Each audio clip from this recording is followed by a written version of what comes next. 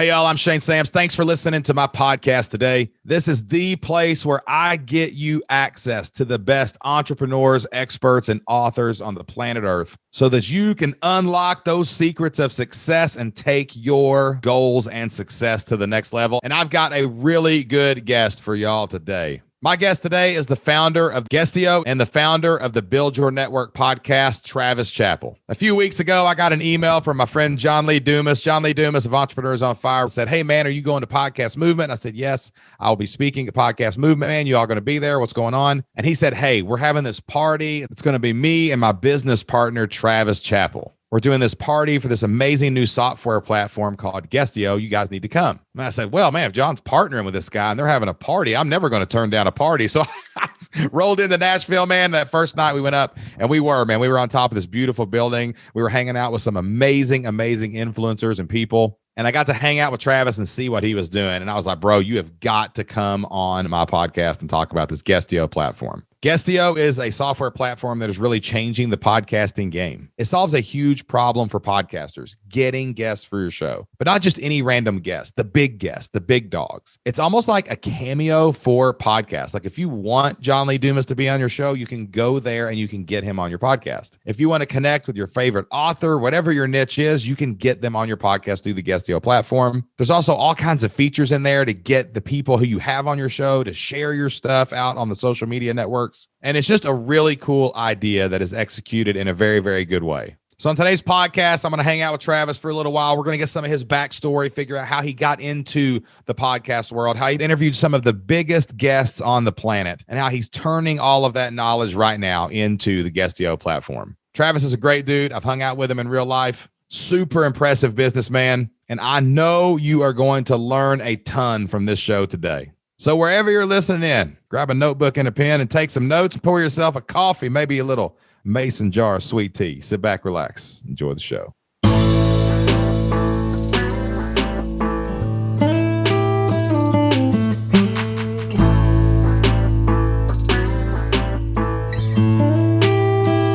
Three, two, one. Travis Chappell, what is going on, buddy? Shane, what's up, brother? Thanks so much for having me. Dude, I love podcasting with people that I admire. And you and I met a few, I don't even know, was it months ago or something like that at Podcast Movement? You and John Lee Dumas, a good buddy of mine, threw maybe the best party at any live event I've ever been to. I'm just saying, yes, man. That's what I like to hear. That was an excellent party, man. And Thank you. Been following you since then, man. And you're doing some cool things, man. But you stopped doing one cool thing. So tell me why you stopped Build Your Network. Like, why did you stop your podcast in September? Yeah. So, what's interesting is when, I've been working on the podcast for 4 years. It was my entry point into everything else that I'm doing. Like nothing in my life business-wise would be the same if I didn't start a podcast. And so I wrestled with the decision for a long time. And really what it came down to is we were putting out 6 episodes a week on Build Your Network for the past few months. And as the software company started demanding more of my time and attention, I started to realize that I had just full days in my calendar, just packed with interviews. And I was just like, man, this is a direct interruption of the things that I'm working on to push a software company. I don't want anything to jeopardize that because we've raised, outside capital from this. And I feel like it's my duty to my investors to really focus in on what this is doing. So a couple months ago, we shut down our coaching and course business, which was the main way that we've been making money for the past couple of years. And then shortly after that, we shut down the podcast. What we've come to realize in the last couple of weeks, I was honestly a little bit sentimental about it because I was just like, man, this is like my baby. It's, it took me 3 years to get to 1 million downloads. And then we did another million in less than a year. Yeah. And we started cranking through. We had almost 700 episodes, some of the best guests in the world. And a couple of weeks ago, I was just like, this doesn't make any sense. Like there's something inside of me that's saying like, this isn't right. So you heard it here first, and we're going to be rebooting Build Your Network here in the next couple of weeks. And it's basically going to be a property of Guestio now. I see. So it's going to be Build Your Network by Guestio. My content director is going to be hosting the majority of the episodes, the majority That's of the what I was show. going to, did you ever think about using another host? Right? Yeah. But even that, like my Flip Lifestyle podcast, we're on we do a weekly show. We're almost to 600 episodes now. And I'm like, that's your baby, man. I mean, that's the engine that changed your life basically. And then you're like, for sure. got to turn that over there's to no, somebody there's no doubt else. about it. There's no doubt about it. And it definitely kind of pains me to let it go a little bit, but now we're basically just going to use it as a marketing tool and business development tool for the software company. And I mean, the message, like it goes extremely well with what Guestio does, so it'll make a lot of sense to have it be Build Your Network by Guestio, because Guestio is essentially a networking connection tool that we built. So we our first company that we sold, we were in this like weird, like, it's our baby, do we sell it? And I had this really good you know Jill and Josh Stanton, don't you? Yeah. We were in New York with Jill and Josh, and they had a friend there who had basically just exited multiple companies, automated everything he ever did. It was incredible. And I'll never forget, he said this to me. My wife Jocelyn had a website called Elementary Librarian, and it was like, she was the elementary librarian. Like, that was this huge $1 million company. She was in like 10% of US schools. Like, she dominated this marketplace. And he looked at her and she was like, I don't want to let go of it because it's my baby. And he said, everyone's replaceable, even you. And 6 months from now, nobody will remember you were the elementary librarian. It was so hardcore, dude. And I was like, but dude, I tell you where it was a mindset shift. Like, yeah, I could exit things. I could turn things over to people who can do better than me. And I could let people step into the mic chair, and they might be better than me at it. And it made me think about the future. You know what I'm saying? And sometimes it's all about letting go of the good to embrace the great. And that's kind of what, like coaching and courses, all that stuff, that's all great. And I still intend on doing some of that. But with the software, it was just like, once we raised a certain amount of capital, we had some good outside investors. It just got to the point where it was like, I feel like morally responsible to give this my best shot, because I know that this is a bigger potential in terms of an exit than anything else I've ever worked on in my life. So if it doesn't go the way that I want it to go, and I'm looking back in 10 years, examining like what I did incorrectly in that process, I didn't want it to be like, I should have just let go of some of those things that I was holding on to because I didn't want to let go of them. But now I think it's kind of best of both worlds, because we'll be able to kind of to keep that brand that we've built, but have it actually be really helpful in our building of the software company. And then I'll be launching my own more like fun show that will be something that like really matters a lot to me. So we'll be basically having a couple of shows. One of them would be more like for my personal brand. It'll be called I Never Talk About This. So we'll talk to like really influential people and try to get them to have conversations with me that they don't normally have. And so that'll be kind of like my kind of, passion type show. And then Build Your Network will be a Guestio show that's built to props, man. It's hard to say no to stuff, dude. Networking and stuff. So it's hard. It's one of the greatest skills you can learn as an entrepreneur is to say no to things that are working.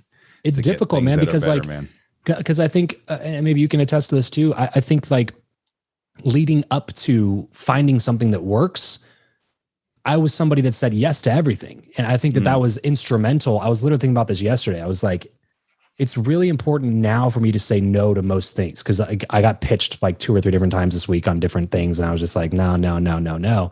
And that's totally against what I used to do. I used to say yes to everything that came across my plate. But I think that there's a time in life for both of those things. And once I found something that worked, now you need focus so that you can like really push that really genuinely for a long time. Yeah, man. And you can't have outside distractions, even if they're potentially good opportunities. And then now I'm in the phase where it's like, I got to say no to most things, because anything that's not Guestio and pushing that forward is somewhat of a distraction.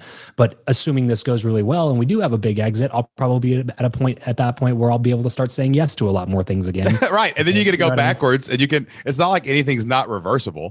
Like if you exit in 10 years and you're looking back going, man, I'm going to fire this back up. I'm going to write that thing I wanted to do. I'm going to call Bob back that I said no to. Exactly. And if it's a good exit, then you build little mini teams of people that are like say yes to allowing you to capitalize on opportunities, and then they get percentages, but you're just kind of like steering the ship up from the top. So yeah, I think it's all about phases. Right now I'm in the no phase. I have had to learn to say no, which is really difficult for me, because I see, I'm one of those like idealist visionary type people. I see opportunity in a lot of things, and I'm like, ooh, I could really do that really well. You know what I mean? Especially with the software, bro, because like software at the beginning, like it doesn't cash flow. It's the opposite of a coaching business. You know what I mean? Coaching business is good for cash flow. Which is why you got to raise that money, because you got to have that money, because it bleeds a little bit when you're developing that stuff. Exactly. So it's been difficult to say no to opportunities that I know could make me money immediately, and a good amount of it, to be like, no. I gotta really focus in on this thing. Yeah, man. Pat Flynn told me one time, he said, it's not that it's almost like you're not saying no. Like it's just ABC, man. You're just like doing A now. Oh, no, you did ABC before. You said yes to all ABC. That led to D. I'm on D. I got to stay here right at D for right now. Yeah. We'll go back. We might go back to ABC. We might go to DEF, but I'm going to get to that. Makes a lot of sense. I like that. Yeah. What were you doing before you got into all this entrepreneur stuff, online stuff? Because I mean, it's been a pretty quick rise to get you to where you are now, and we'll talk about Guestio for sure, because it's an awesome platform. But like, what were you doing before the podcast, before all this stuff? Door-to-door sales. Oh, that sounds fun. Yeah, it was a blast. So just kind of a quick backstory. I grew up, the church that I went to was kind of a mega church inside of this world. It's called IFB, Independent Fundamental Baptist. So the church that I went to was in one of the big, like, leading cornerstone churches of the entire movement. And we started going to church there when I was 3. I was enrolled at the school there in kindergarten. And by the way, the school was closed enrollment. So only members of the church could send their kids to the school. It was no outside, influences. So enrolled in the school, kindergarten, graduated high school on that same campus, and then went to Bible college on the same campus. So I went K through 12 plus 4 years of college on the same campus that was also the campus I went to church on. So wow. Everything in my life, friends, influences, authority, like my teachers were my youth pastors were my teachers, my, church was in school was in church. Like it was a bubble. And so the college that was there was purely ministerial, and they push you to go to ministry. Like in that school, there was no counselor being like, hey, you have good grades for this career path. You could be a scientist or a mathematician, right? Or an engineer, and if you want to be an engineer, here's a list of 10 schools that you would probably be able to get into. Make sure you work on your grades, your transcripts, submit them. Like there was absolutely none of that. It was basically like, do you want to go into ministry or do you not want to go into ministry? If the answer is yes, do you want to go into ministry? They wouldn't even give you an option of all the different schools that were out there that you could learn ministry in. It was just an application to the college that was on that campus. Like they put you through their funnel. You know what I mean?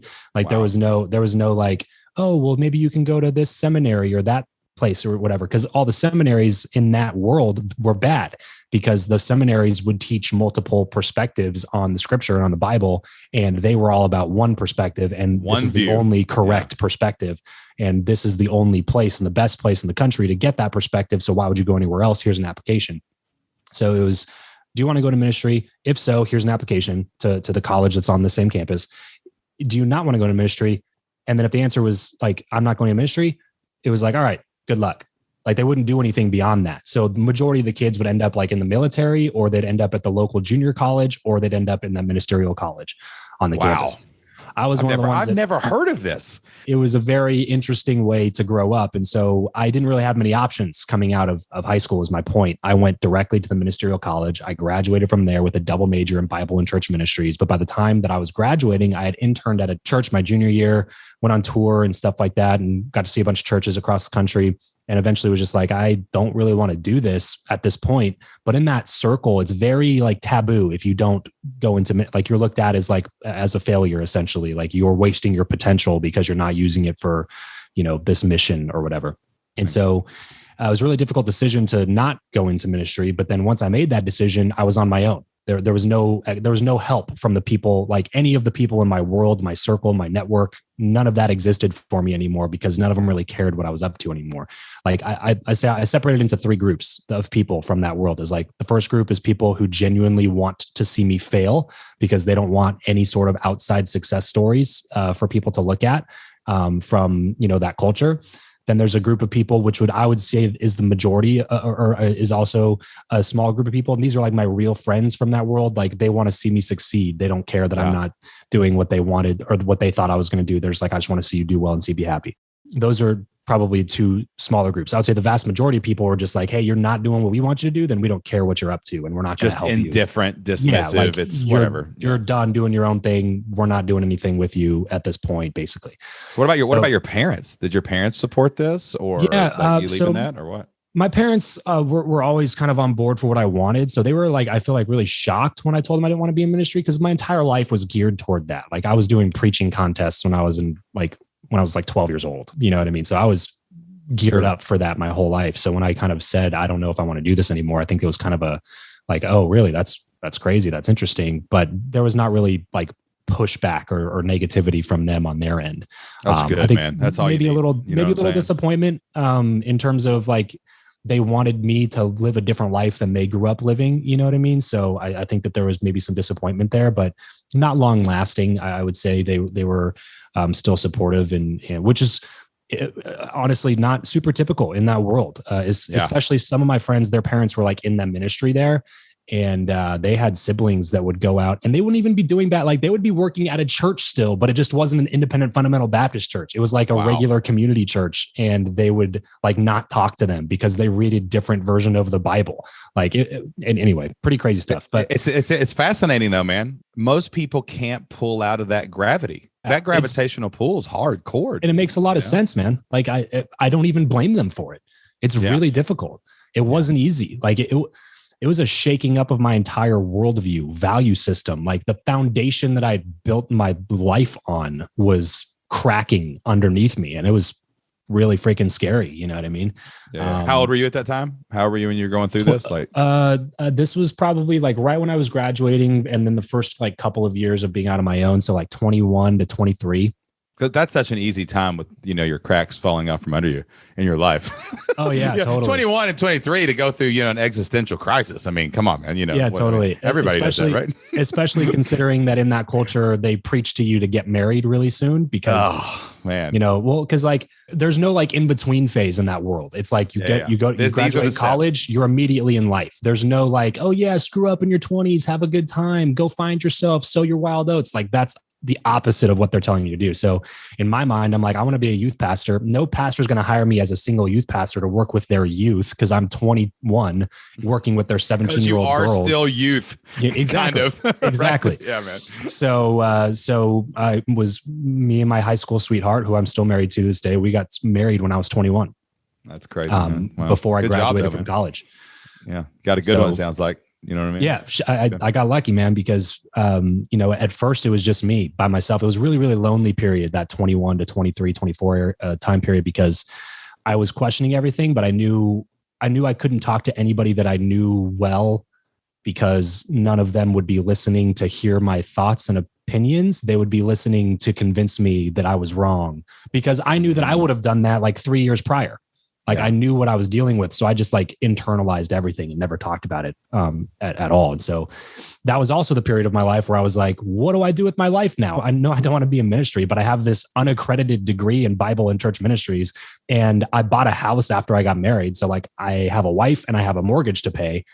And I don't want to do the thing that I'm qualified to do through my degree. So like, now what? You know what I mean? So I did the only thing I knew how to do at the time, which was door-to-door sales, because I'd done that in college and I was making decent money in college, working like 20-hour work weeks and door-to-door. I was making like $1,500 a week in college, like being a door-to-door sales guy. And so I was like, well, this seems like a better What were you path. selling? Were you selling? Were you selling books? I sold solar. Oh, nice. I sold solar panels and stuff. Yeah. That was the first thing I ever did. And then started selling alarms. Alarms was the first thing that I did full time for like a full year. Right out of college. It was like when I was like 22. Yeah. I started selling alarms and pulled six figures my first year. And I figured that was a better path than like, I was like, I've never had a 9-to-5. And because I hate doing what people tell me to do, especially if I don't see a reason to do it and I don't respect the individual that's telling me to do it. Yeah. So like I had a job for a total of 5 weeks. And it was literally just so I could qualify for the home loan for the house that I was buying, because they wouldn't take 100% commission paychecks because I was too young and didn't have enough years of 100% commission to prove that I could make my mortgage payments. So I took an internal transfer in the company I was working for, took a salary for 5 weeks. A day we closed escrow, I put in my notice and quit like 2 days later. And went That's a baller loophole, by the way. I just want to say that. That is a baller loophole. Like because you got to scheme that out, man. That's not something you stumble into. You got to like, wait a minute. So you won't give me the loan, but why? When would you give me the loan? All right, I'll go do it. Right. So like I'm making more money, 100% commission than I would make on salary, but because it's a salary, you'll allow me to buy this house. Dude, like my options are don't buy a house or go get a salary. So I was a graduate assistant at West Virginia University coaching football. Right. Yeah. And so my wife, we made nothing. I mean, it was crazy. We made nothing. I go in, and it was back right before the housing crisis. So they were just throwing money at everybody, and selling off the loans. Yeah. And this guy goes, yeah, you guys totally qualify for like $400,000. Go buy whatever you want. And I looked at him and I said, did you read what I wrote down that they pay me at West Virginia University to be a graduate? It's like $800 a month, bro. Like, did you see my wife's salary? Cause it's like nothing. And I'm like, are you serious? And he's like, yeah, you're good, man. And I can see why the whole economic system collapsed if people were signing loans like that to people like me. And like income stated, only stated income. They didn't check your pay stubs or anything. So because of that, I had to get a salary to buy a house because this was this was 2014, 2015. And when I quit my teaching job, because we used to be school teachers, so then like we're self-employed, making more money in a month than we made as school teachers in a year. Yeah. It was harder to get a house loan. Exactly. That year than it ever was when we were W-2 people just making a salary where they knew the government was paying us, man. It's crazy, man. It's crazy. So that's exactly what I had to do. I had to go get a salary so that I could buy my house. I quit the job right after and did door to door. So what inspired you to get into podcasting and stuff? So it was because of the success that I had in door to door. Ironically, it was like I'm six figures is my goal, right? I'm like, man, nobody I know besides my dad growing up was making six figures. Like my dad was a real estate agent in the local area and was one of the top producing agents. So he made a six-figure income right about when I was like a teenager. Like we grew up not really having any money. We moved back in with my grandparents, all this stuff, because my dad got laid off from a couple of jobs. And after he got laid off the second time in like a year, and I was like 3 years old, he was like, well, screw this. I'm not leaving my income up to somebody else anymore. And he got into real estate. It took him a few years to like start making some progress and become, successful at it. But he made six figures. And I was like, man, nobody else I know makes six figures. And it's like, man, six figures is the goal. So I make this goal of six figures. And at 22, first full year knocking doors, I did six figures. It was because of that success that caused me to look internally and go, if I keep doing this for like 10 more years, I'll make maybe double what I'm making now. Maybe. Like if I do really well, I build a really good team, I become a regional and get X amount of reps underneath me and we're producing well. You know what I mean? Like I can maybe double what I'm making, but I have to continue knocking on doors and I have to continue teaching knocking on doors. And I don't really want to do that. So then it was like another crisis at that point, because it was like, well, now I know that the thing that I'm good at, I don't want to do. And the thing that I'm qualified to do, I also don't want to do. So like, I'm not going to. That's quite the pickle, Travis. Yeah. I'm not going to be in door to door. You know what I mean? So now I'm like 22, 23. And the weird thing, bro, is nobody, like none of these sales organizations even would hire me. I applied to a bunch of different sales jobs. Nobody would hire me. I was just like, if I can make six figures knocking on doors, 100% commission, like put me in a room with your reps who are used to getting leads handed to them. I'll outsell all of them, but nobody would give me a shot. You think it was just the age thing, the number thing? Probably, but also the lack of experience. Cause like a lot of them, like I would see the people that would get hired over me and it was like, well, they were doing this at a different company. I was I don't care. Like I'm better. And that was what I was thinking in my head about like why I didn't want to take that route anyway. Cause I was looking at this like regional manager or whatever. And in my head, I'm like, I'll bet you 10-1, I can outsell you. You know what I mean? But you're the one making the decision of whether or not I'm qualified enough to give me a job to show you how good I am at this comparatively to all these other people that are like really good salespeople or whatever, So it was like all of that made me just go, screw this. I'm gonna have to figure it out myself somehow. But it was a back against the wall moment for me because like I said, at this point I have bills to pay.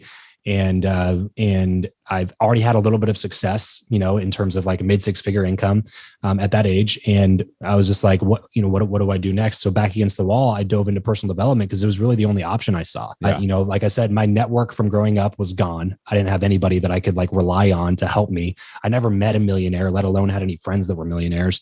So like I was just, the only place I knew how to turn to was just like, let's go to Google. Started listening to some podcasts because I didn't enjoy reading as much. So I listened to podcasts and then they'd recommend books and I'd go pick up those books and I'd listen to them on audio, or I would actually started reading for the first time in my life. And from there, it just kind of grew into, man, this podcasting thing's pretty cool. I've learned a ton from doing this. And I feel like if I were a podcaster, I would learn exponentially more than I'm learning by being a listener. And so I figured, why not go ahead and start a show? It's incredible too, like the epiphanies that you have along the way. And like I hear some of those epiphanies, like even in my own story and your story and John's story and other people's stories, the epiphany of, oh, wait, you can make six figures. Like if you think about it, man, every kid in America is taught their entire life jobs that don't make six figures. You could be a doctor or a lawyer, but like even they only make a couple $100,000. And on top of that, they work 90 hours. And on top of that, they went to school for 12 freaking years and have $400,000 in student loan debt to pay off for the first 25 years of their career. Country, in a small country's debt. Yeah, right. Right. I mean, but we're not talking about that epiphany of, wait a minute, if I want to go beyond what I've been taught, I got to do this. And I don't know if you've ever thought about this, but like I'm looking at, like hearing the story is amazing because like you just said, I lost my entire network of people, right? And like, it's funny how your brand becomes build your network. Like you literally from the ashes had to start your network from absolute scratch. And that's a big holdback for most people. But there is no better way to do that than to sit here for 45 minutes to an hour on a podcast and just hang out with people, man. So, and then you go out and do 600 of these. Like, of course you're going to find opportunity and build your network and do all those things. Yeah, 100%. That's why the message meant so much to me, because it was not me positioning myself as a networking expert. It was me trying to figure out how to go build my own network because I needed help. Yeah, I didn't know what I was doing. And I figured out really quickly that the people that I idolized, the people that I looked up to the most, they weren't doing networking the same way that I was taught how to do networking by, this like 1980s version of networking that exists where you go to a meeting and there's a name tag and you have a cocktail and you got 1,000 hot off the press business cards in your pocket. Like I started to figure out, they're like, how come there's no multimillionaires at these things? You know what I mean? That's a great point. It's like, well, they all know each other. So it's not like they're not networking and connecting with people. Yep. They're just doing it a different way that I don't know how. Yeah. So if I want to go connect with those people, I should probably go learn how those people are connecting with each other and put myself in those positions, because this is clearly not working. Like I have no interest in being the State Farm guy that goes to the same local networking meetup for the next 28 years trying to crack six figures. You know what I mean? Like I don't want to do that. Yeah, man. So Build Your Network kind of became like a journey of me learning how to build my network and then kind of bringing my listeners along the way with me. Jocelyn and I talk about this all the time, how every level up, everything has always happened putting ourselves in the room, in the right place at the right time. Not just the average room either, like the room. You know what I'm saying? Where you're one of the dumb ones again. I know, right? You know what I'm saying? Yeah. For the smart, that's what everybody says, man. You're the smartest person in the room, you're in the wrong room. That's exactly. I want to be the dumbest, poorest person in every room I walk into for the rest of my life, and just talk to the people that are in that room. You know exactly, or listen. Just listening to the people that are in the conversation. In that room. Right. That's right, man. Fly on the wall, baby. Like literally, probably a couple months ago, there was like I made a connection for a friend of mine who's running a massive company, and then another friend of mine who does like sales and marketing for that industry that other company was in. And I made a connection, and they're now working together. But they were going to go out and do like a consultation day to get everything worked out with the two of them. I had zero reason to go to it. They were going to pay me a referral on it either way, just because we're boys. But I was just like, I'm going to come out. So I flew out to the other side of the country just to like be in the room to hear how the business was being done and how it was going down, how the partnership was being formed. And I was just a fly on the wall listening to the whole conversation. Dude, I was, you know how I met John? Jocelyn and I had just launched Flipped Lifestyle. It was starting to take off. We had been on Pat's podcast, some other big media things. And Chris Ducker, Chris? Chris Ducker? He was hosting an event in the Philippines. And I looked on the list. Heard about that tropical think tank or whatever? Tropical think tank. And he said, you all ought to come out to this. And John was just firing up everything back then. He was going to be there. There was a guy named James Stramko there that I just really admired and wanted to hook up with and meet and talk to and just soak up his wisdom. You know what I'm saying? And dude, I mean, got on an airplane, flew 20 hours across the ocean. Why? Yep. To be in the room. And guess what? Proximity. I meet JLD there. We become pretty good, decent friends, and we hang out over the years. And I end up on a rooftop with you, and now we're on a podcast. That's how it rolls. You got to put yourself in the room where things could happen, not where something could happen. You know what I'm saying? It's just difficult for people because it feels so much better to be in a room where you're one of the smart ones. Yes. You know what I mean? It feeds your ego so much when it's like, oh, people want to talk to me. Like I'm one of the smart people in this room, you know, like people want some of my time, and like, it makes you feel good. And you want to like search more of those dopamine hits. And when you're in a room where you're one of the dumb ones again, it's super uncomfortable. Every time you get in a room like that, it's like, man, I don't know really anybody here. They're all doing business on a level that I can't even begin to compete with or comprehend currently. And like, I feel like if I just like left, literally nobody would know or care. Yeah. That's the room you want to be in. Also, too, like when you go into rooms like that, there's another thing you got to let go of. And I've learned this like the hard way is like, you can't walk into one of those rooms. It's not ego. It would be like abundance. That's what you've got to have coming into a room like that. Like, right. You've got to walk into a room like that. If you want to be in a room like that and be honored enough to learn from these people, like you got to be happy for those people, man. People don't want to go in those rooms because they're jealous or they're mad or their stuff's not as good as mine. Why am I not in the room? It shines a light on your insecurities. 100%. And the bigger the room is, the more insecurities are going to come up. Right. You know? But at the end of the day, man, those people are in it to change the world and lives. Right. And if you're in it for the same reason and you can bring some value eventually to the table, they'll accept you. They'll be fine. They're just people, but they're just people doing great, amazing things. And they expect that from you too. And the reason those people are in that position is because they also took the same steps that you're having to take to get to that position. People have this misconception about people who are doing really well for themselves, that they just don't want to help anybody and they're selfish and they want to keep everything for themselves. And that's never been my experience when I get in those rooms. Like, they're always abundance mindset type people. That's why they are where they are. So if you're willing to put yourself in those situations, that's how like mentorships are formed. Because like, I come into those situations, I don't try to posture myself as some big wig. I'm like, look, this is what I've done. I'm in a mastermind right now. It's called the 100 million mastermind. All the instructors in the group have done 100 million in something, 100 million sales, 100 million in like views or something like that. And it's $100,000 a year to be in this mastermind. The first year that I joined, I frankly should not have joined in terms of like how much, like the percentage of my annual revenue that $100,000 was.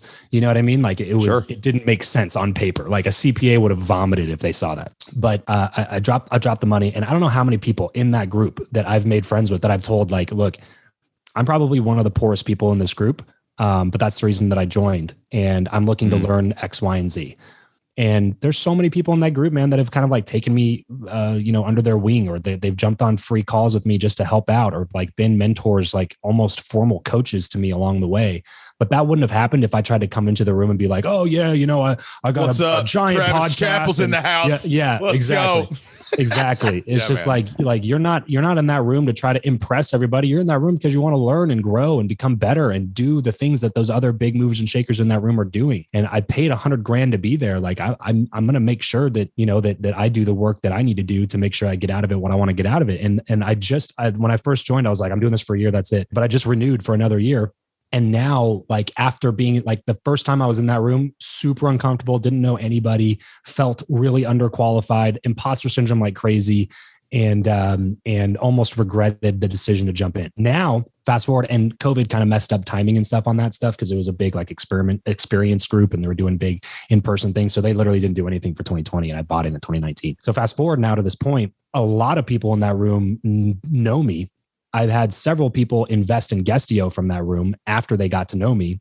And now that I've renewed, I'll be one of maybe 20 or 25 out of 100 that are like original group members that you're a veteran now, baby. That's right. Business to, and like saying, oh, if you want anything when it comes to guesting, shows, podcasting, content, you got to go talk to Travis, and that's already started to happen where I've got on phone calls with people that before, like a couple of years ago, I would have had to network my ass off to try to get in touch with this person. And now like the leader of this group that's super well positioned and really well respected in this industry is just telling that person to come talk to me because I'm the guy that they need to talk to about that particular thing.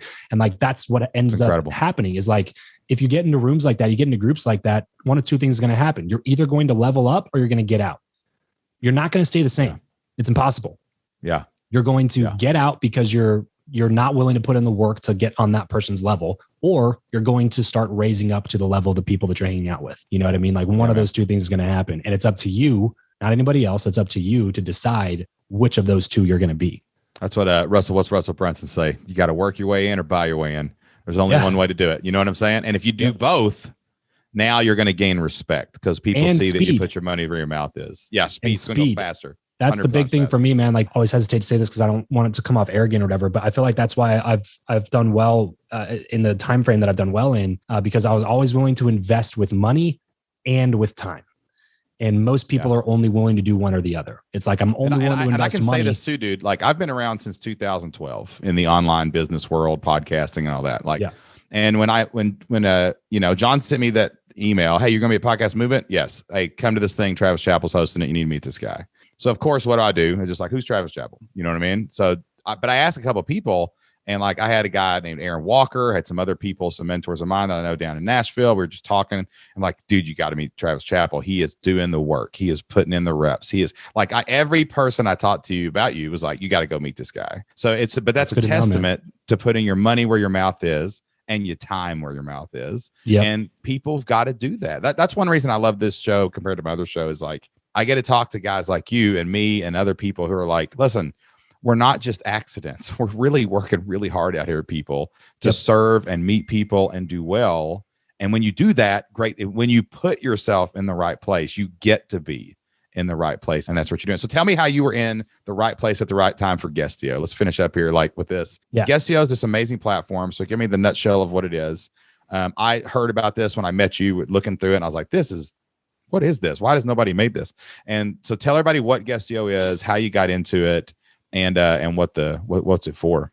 So we're building Guestio to be the ultimate booking marketplace. If you're a show and you need guests, if you're a guest and you need to be on shows, you go to Guestio and make those connections happen. The idea came from the fact that I was always trying to level up the guests that I was trying to talk to on my show. And the higher up you go, the more difficult it is to break into these existing networks. So like, for instance, I did pretty well in the entrepreneurship world, meaning like I went and I got, the John Lee Dumases and the Grant Cardones and the Ed Miletts and the, John Maxwell and, that world of thought leadership and best-selling authors like Mark Manson and James Clear and all these other people that I interviewed on my show. But when you take a step outside of that and start trying to go down a different direction, nobody knows any of those people. They're really well known to this whole world. But if you try to go into like athletes or actors or celebrities, or they're like, they don't know any of those people. So like whenever you level up and then go into a new industry that nobody knows any of the existing credibility that you have to start building credibility again from scratch. And that's a really difficult process the higher up you go. So I was like, there's got to be a better way to do this. And I go look online. There was nothing that I could find that would allow me to go interview the people I really wanted to interview. There's some existing sites out there, but and I like all those guys and the sites, by the way. Like I'm good friends. In fact, at that rooftop party, one of the guys that runs one of those sites was at that rooftop party with us. I have nothing bad to say about them. It's just that they serve a different crowd. They serve a different purpose.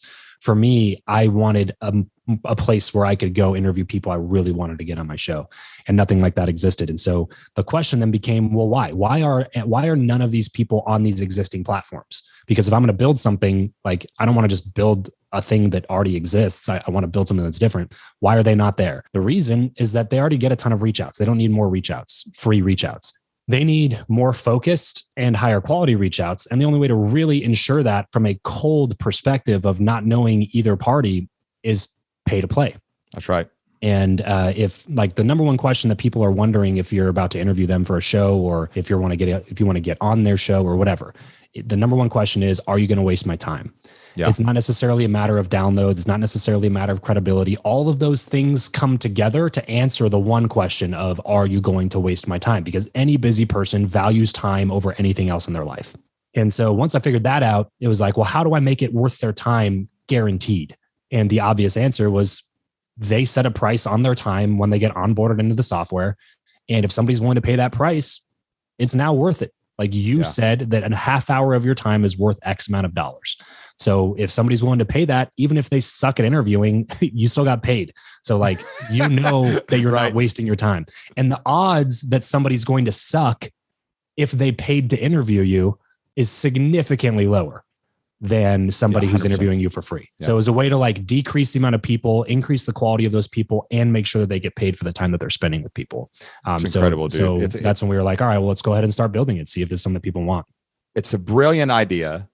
And getting people like you, like Pat, like Dean Graziosi, like these people that you just don't have access to. It is a grind. Like I've had to work years to get interviews like that.